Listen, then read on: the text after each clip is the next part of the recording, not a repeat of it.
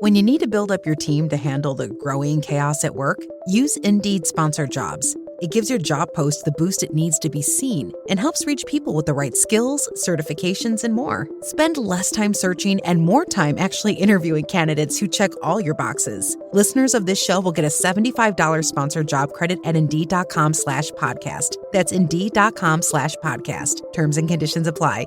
Need a hiring hero? This is a job for Indeed Sponsored Jobs. This episode is brought to you by Accenture. When your advertising operations fall out of sync, everything else follows. Spotify and Accenture are working together to reinvent the rhythm of ad sales, using automation, analytics, and smarter workflows to simplify campaign delivery and access better data across the business. The result? Less time spent on operations, more time connecting brands with the moments and fandoms that matter most. Learn more at accenture.com/Spotify.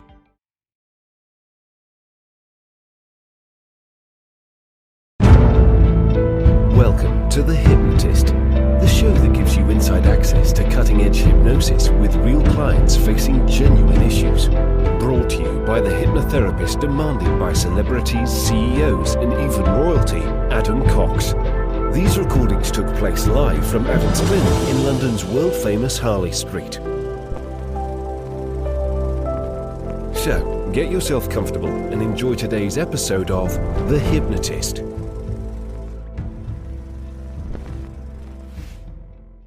Hi, it's Adam here, and you're about to listen to a hypnosis session all about self-respect and self-worthiness. And I was working with a client that came very well prepared for their session with a list of affirmations. And a lot of those affirmations were based on how they have to eat well and be healthy and be disciplined and have rituals and have routines.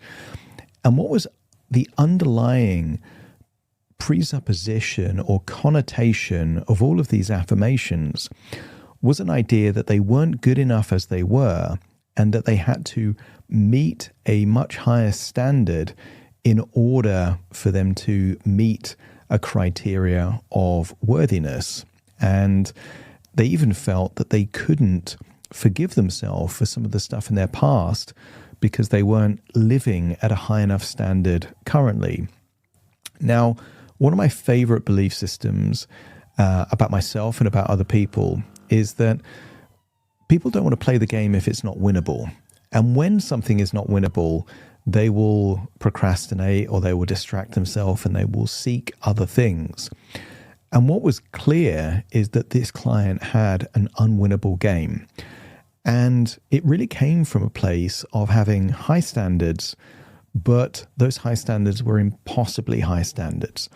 And when you have impossibly high standards, it means that you're chasing a mirage that you're never actually going to get. You're going to, no matter how close you get, it becomes further away. And what this session really does is it honors their positive intention to live a life of high standards, to actually eat well and be healthy and do good things for themselves, but actually coming from a different place rather than seeking validation or a criteria which is quite harsh. It actually comes from permission and encouragement and a sense of possibility. And what was interesting is that this particular client had had the experience of training horses, and that gave me the ability to hint at it in the session and then galvanize it later with the client. But I said to the client, have they ever seen a horse trainer that was too harsh on a horse? And they had. And I know nothing about horse training, but I had a suspicion that if the horse trainer is too harsh and it doesn't honor the horse and its capabilities, either that horse rebels and tries to kind of fight the desires of the trainer, that would be a polarity response, or it becomes broken, it becomes a shadow of their former self. Neither outcome is good, but a competent horse trainer acknowledges that if you try and push a horse beyond its limits, actually that's good for no one. And if you encourage it to be the best horse that it can be and to push and to grow, then actually the game is winnable and therefore you get much more out of that. And once the client could look at it through that lens, it actually felt that actually they were holding themselves to the wrong standard. Rather than an impossibly high standard, it made sense to focus on progress and improvement and incremental wins rather than an impossibly high standard of living in all different areas of their life. So if you can resonate with any of these themes, like being a perfectionist or impossibly high standards, I think you might get some value out of this session. But it was created for an individual. It's unlikely that you had experience training horses. It's unlikely that all of these suggestions are relevant to you. So take what's useful, disregard anything that isn't. And if you like the idea of working with me directly, I would encourage you to click the link in the show notes or visit my website, adamcox.co.uk. And there you will find all different variety of details on how to work with me. And most people tend to have a consultation call with me first. And if you want that at a discounted rate, because you're listening to the podcast, you can use the coupon code podcast and you get that at a preferential rate compared to people that just find me online. If that's of interest, check that out. For now, though, find a quiet, comfortable place where you won't be distracted or disturbed. Relax and enjoy the session.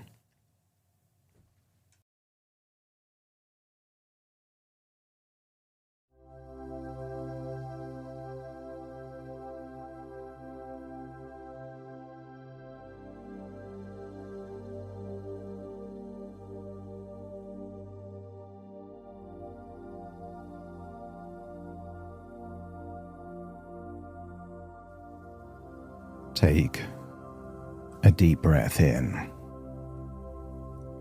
and as you breathe in that resourceful feeling of calm and relaxation. And as you exhale, give yourself permission to release any tension, any stress, any worries. Just allow that tension to leave your body in your outward breath. As you breathe in a feeling of resourceful relaxation and release anything that needs to be released. That's it, breathing in and breathing out. Reminding yourself that you can have high standards without having impossibly high standards. You can crave excellence without falling for the trap of pursuing perfection. Progress was all you were ever seeking. Perfection, that's just a game where you only ever fail.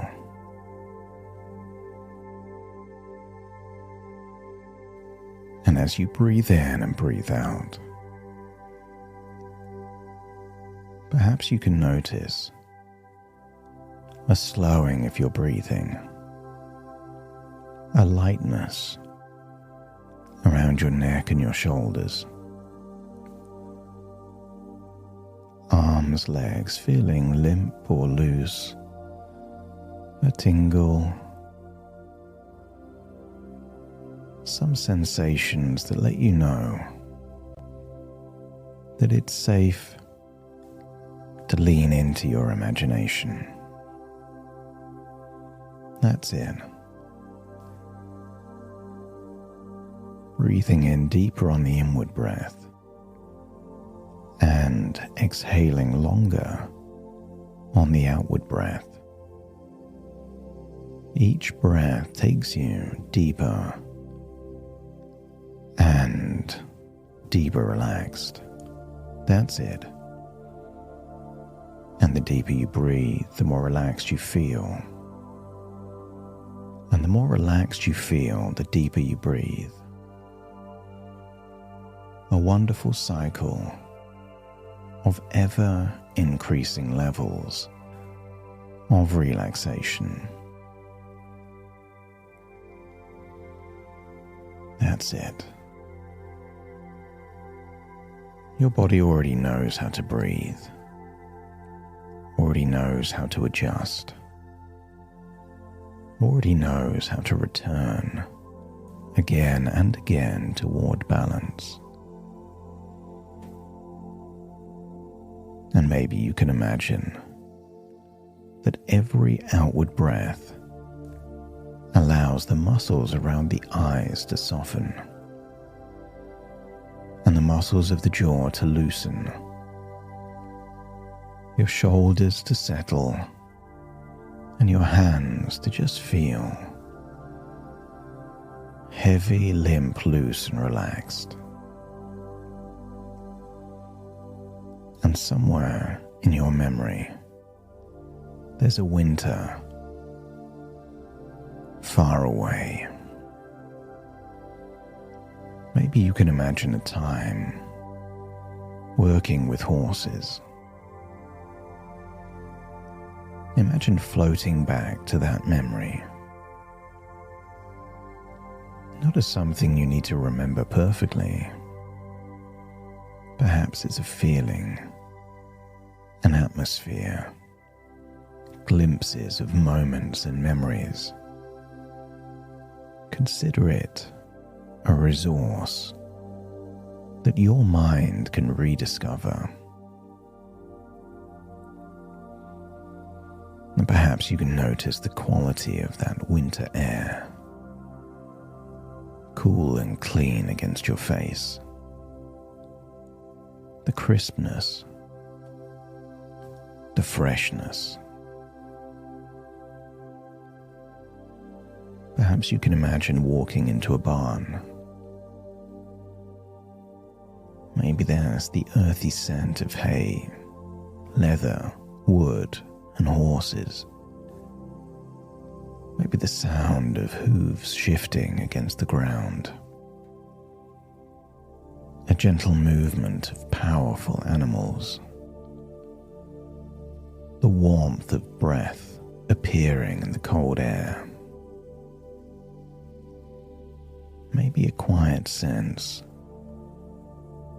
that every horse has its own nature, personality, needs, and signals.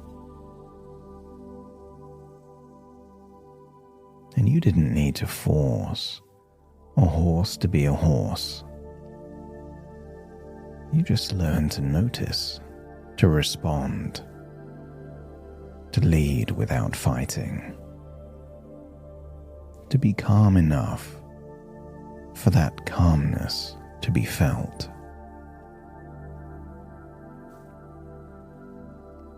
Maybe you can recall a time lunging a horse with that awareness at the center, while the horse just moved around you.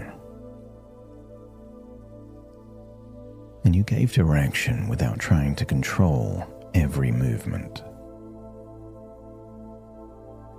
Because intuitively you knew that too much force creates resistance, while a clear intention, a calm presence, and a responsive touch creates cooperation. And I want you to connect with that version of you that was resourceful and present and capable, grounded in your body. A time where you could read what was happening and figure out what the next useful response would be. You didn't need to control everything. Just awareness and influence.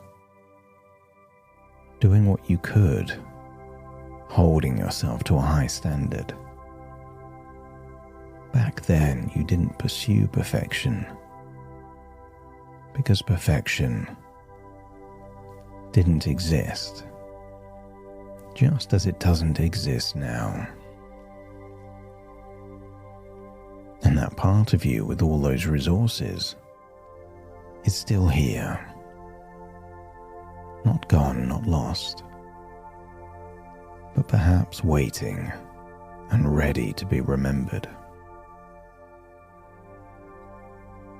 And I want you to think of yourself as being the center of a spiral with the horse rotating around you. As I count down from 10 to 1, helping you descend to a place within of even deeper levels of concentration and relaxation. 10, noticing the rhythm of those hooves. And 9, the steady circle. 8, your breathing finding its own natural pace. 7, your conscious mind no longer needing to supervise everything. 6, just allowing your body to feel supported. As 5, you enter the halfway stage into a quieter, inner space. Then 4, calm direction without force. And 3, strength without tension. Then 2, awareness without judgment. And 1, deeply connected with the calm, capable wisdom already within you. Imagine standing there at the center of that circle, connecting to something important. That when you think of the stable, it wasn't just one isolated thing. It was an ecosystem.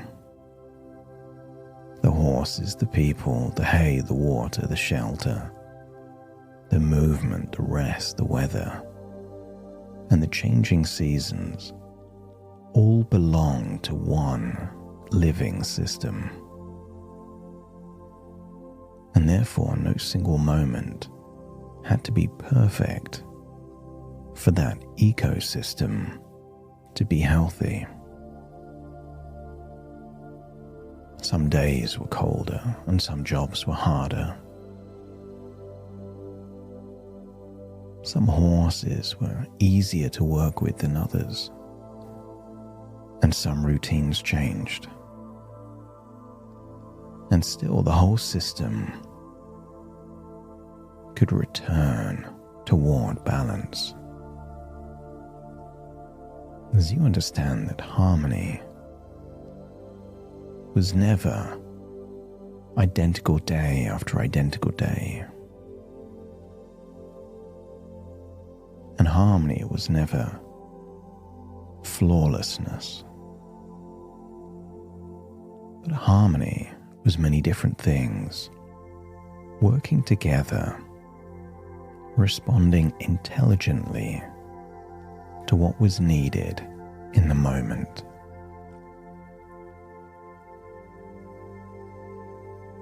Imagine the season changes, the spring or summer day, and just imagine a pond nearby. And as you stare into the pond, you see a new ecosystem. The water attracts the flies that lay their eggs, that then feed, perhaps fish or frogs within. And I want you to get a sense that there are many ecosystems.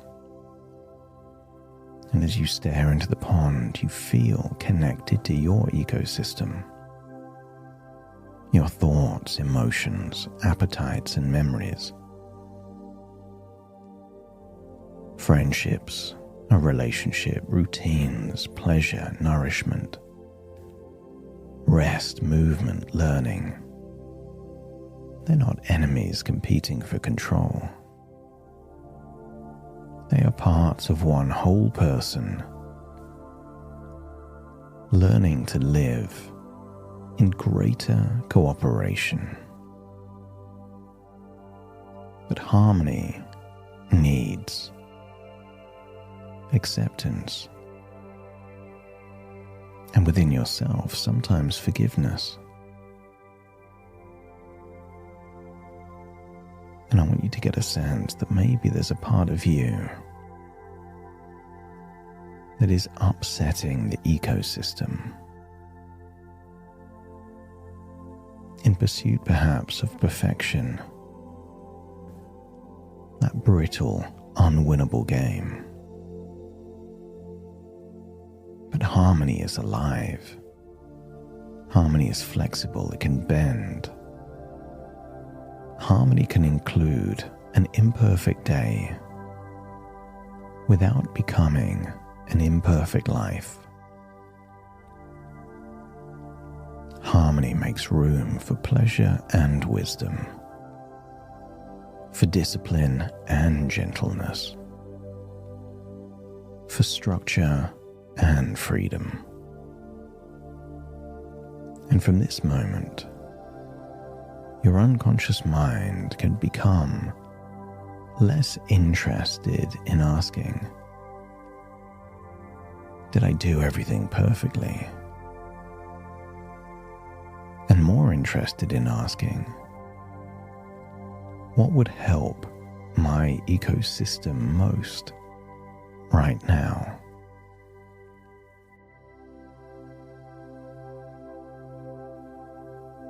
And sometimes the answer will be water and hydration, and sometimes color and freshness. Other days it will be protein, warmth, or rest. Sometimes movement, others enjoyment, and sometimes just simply beginning again at the very next choice. There is no punishment in an ecosystem, only information, adjustment, and return. And that means you are never lost. You simply find the next step. Imagine leaving the pond, and imagine beside the stable is a tack room, a warm, quiet room where equipment, old coats, and labels and other things have been stored. And perhaps there are labels there, old labels that once seemed important, words that other people used, maybe descriptions of behaviors from an earlier chapter in your life. Maybe there's judgments you made about yourself when you were trying to navigate pain, fear, or a need for control. And those words may describe something you experienced, but they do not define what you are or who you are. Because a difficult season is not a permanent identity. A behavior is not a self. A coping strategy is not a character flaw. And the past does not need to be erased for you to become free. What if it can become reconnaissance? It can become wisdom gathered from territory that you've already crossed. And perhaps you can place every old identity label on a hook in that room, not destroying history, not denying anything, simply putting the past where it belongs. It's behind you as information, no longer inside you as an identity. And notice how much lighter the body can feel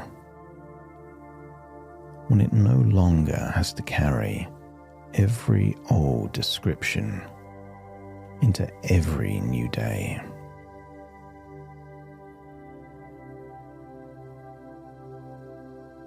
There may have been moments you regret, times you caused pain to yourself, or times that you affected others. And forgiveness doesn't mean pretending those moments didn't matter. It just means you allow them to teach you without requiring them to keep punishing you. You wouldn't make a good friend earn forgiveness every morning for the same old mistake. You would look for honesty, understanding, and a willingness to live differently. And if that's the criteria for them, isn't that the ideal criteria and standard for you? Not a harsher one, the same one. And let's go back in time to meet that younger version of you. The one that perhaps did something you haven't fully forgiven yourself for yet.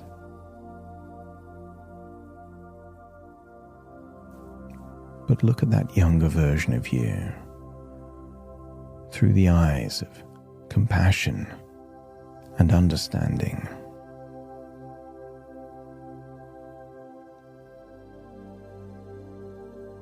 Maybe you can let them know that you understand more now. You've learned, and by learning, that will protect you and all the versions of you differently. The past doesn't need to hold on to pain. The pain goes the moment wisdom influences current and future behavior.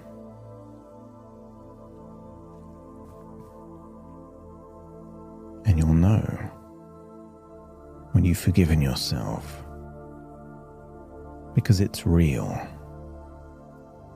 And when it's real, it doesn't need to be renewed. It can just be a completed decision.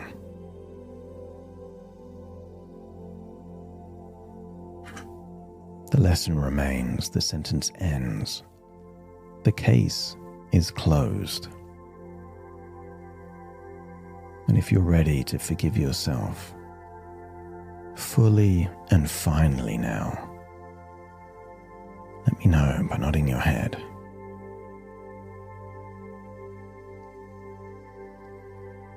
And just feel that wherever shame was before, or guilt, or regret, or anything connected to that, just allow it to melt away, dissolve, to leave your body in your outward breath. That's it. It served its purpose. No need to hold on to it for even a day longer. And I want you to scan within yourself now that nurturing maternal part. The part that knows how to protect and soothe, prepare and care. And then find that lighter, sensual, playful part. The part that enjoys feeling attractive, alive, expressive and comfortable in their own skin. And then you find the wise part. The part that has lived and noticed and learned that they can see beyond the urgency of a single moment.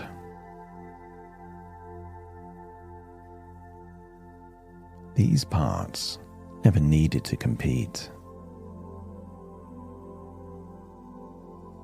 The nurturing part does not have to become controlling in order to keep you safe.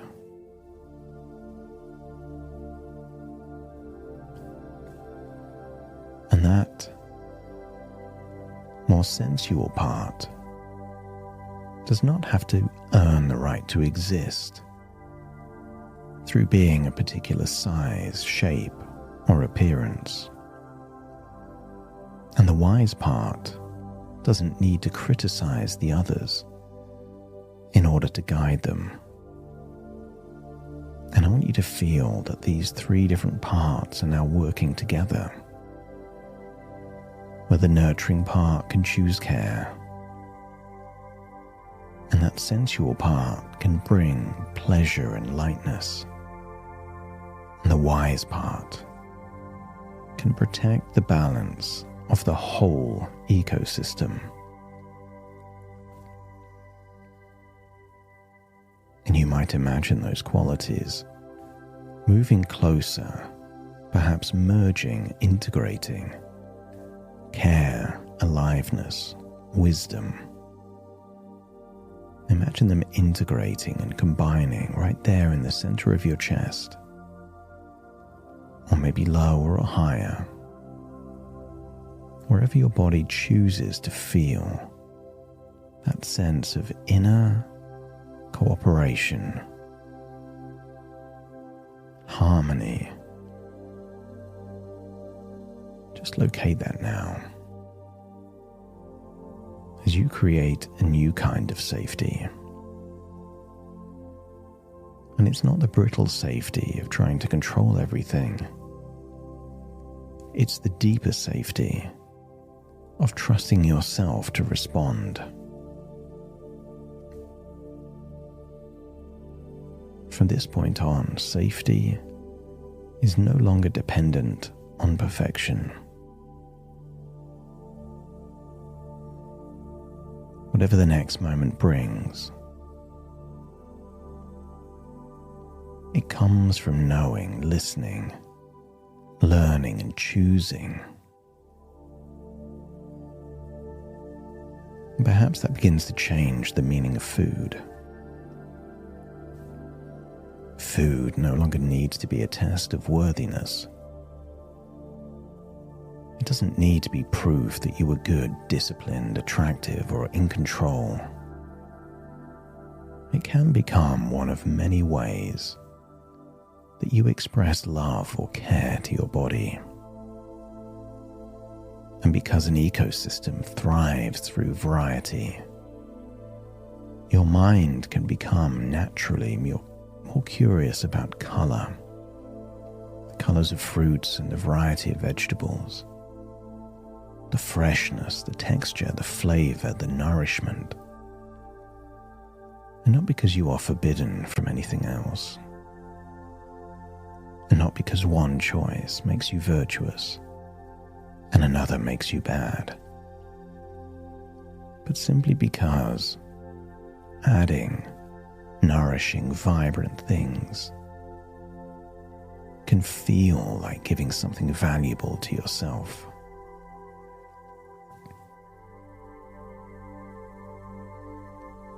It's an act of inclusion rather than deprivation. And whenever you choose a fruit or vegetable or something healthy, maybe that wise voice inside can say, "This is just one way I love my body." And whenever you drink water, mind can recognize. This is one way I support my ecosystem. And whenever you pause long enough to notice what would genuinely help, maybe you realize that this is self-respect in action. And the more often the mind connects nourishing choices with care and color, freshness and future well-being, then the more natural those choices can become. Easily, gradually, without drama or coercion. That's it. And maybe discipline can acquire a new meaning too.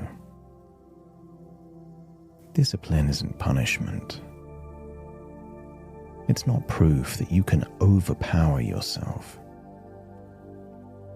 Healthy discipline is a promise kept kindly. Consider it a gift, where you're making life easier for the future version of you. And whenever you follow that supportive routine, you understand that you did something useful for yourself. So routines can become rails that make useful choices easier, instead of cages that remove freedom.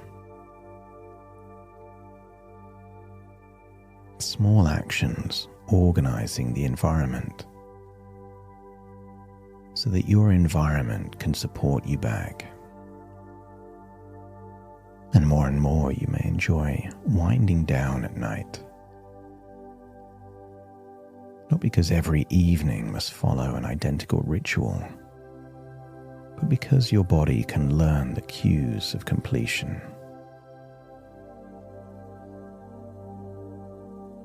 You're allowed to rest, and as sleep becomes a return to safety, your body can wake feeling incrementally lighter, clearer, and more peaceful. And whenever you choose to put together an outfit, add an accessory, care for your hair, or present yourself in a way that pleases you, maybe that's an act of creativity. It's not an attempt to qualify for approval, just an act of expression. You're allowed to feel light, to feel sexy, to feel healthy and vital, to feel wise. There is room for all of you within your own skin.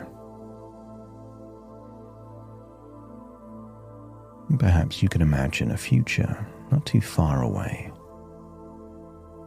Not a fantasy of a perfect life,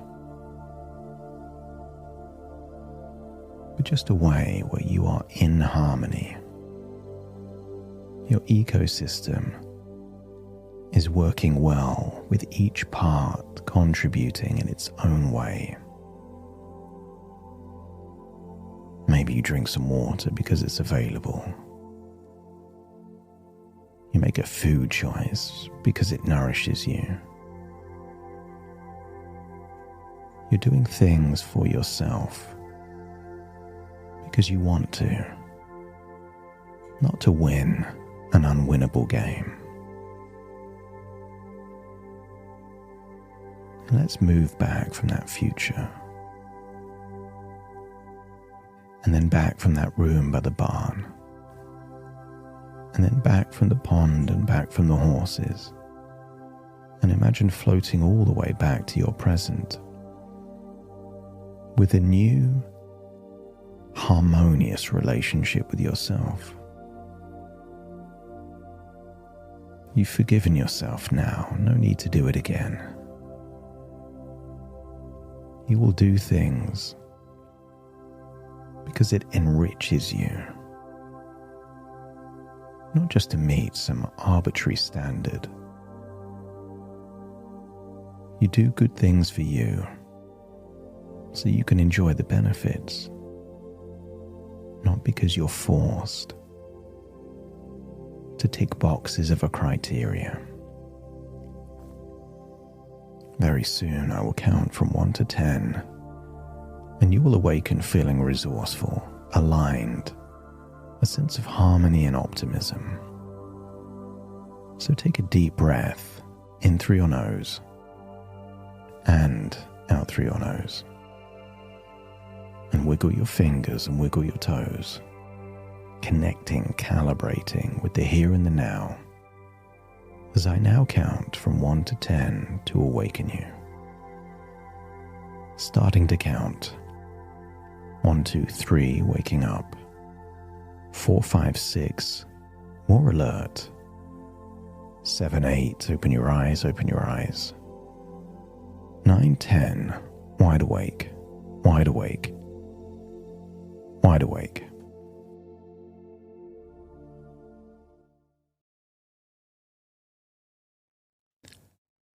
Thank you so much for joining me on today's episode of The Hypnotist. If you've enjoyed this episode or got some value from it, please give it a 5-star rating and review. And maybe you know someone that would also benefit from this particular episode, in which case share the episode with them so they can also get the benefit too. And if you would like to listen to this episode where it's just the hypnosis, so no intro, no outro, no explanation, just the hypnosis and completely ad-free, there will be a link in the description where you can subscribe at a very low cost and only get access to the hypnosis. So if that's of interest, please check that out. Thank you again for being a regular listener of The Hypnotist, and I'll see you again soon for more.